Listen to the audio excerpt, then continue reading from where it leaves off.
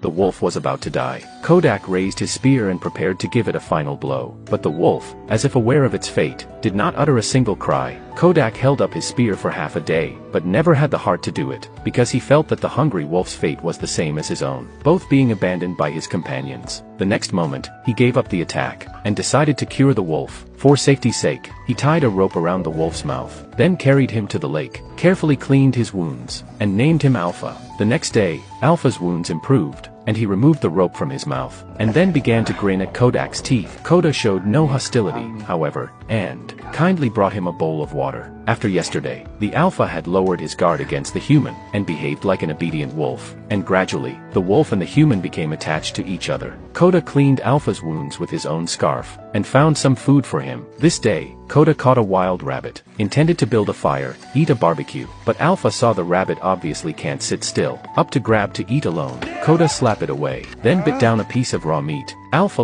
had to sit down, watched Kodak Big Mouth eating meat. Alpha's eyes have not shifted for a moment, which makes Kodak cannot stand to see, only to throw a piece of the past. The next day, Kodak was ready to return to the tribe. He signaled for Alpha to return to the pack, but Al refused to leave. Kodak had no choice but to go on his own. But no matter how far he went, Alpha stayed behind him, allowing Kodak to rush him, but he never left. Thus one man and one wolf began to travel together, and soon Kodak began to be glad that Alpha had not gone away. With such a master hunter, he would not have to worry about food. At night, they snuggled together and fell asleep. During the day, Alpha woke Kodak up right on time, and they bathed together, had water fights, and inadvertently became the best of friends. But the good times didn't last long. The onset of winter made the earth piled up with snow. This environment has very few creatures survive. Kodak was in a hurry when he accidentally stepped on the ice, instantly fell into the cold water. Underwater rapids will be more and more far away. Alpha tries to save him, but his body can't break through the ice. At the critical moment, Kodak took out a dagger,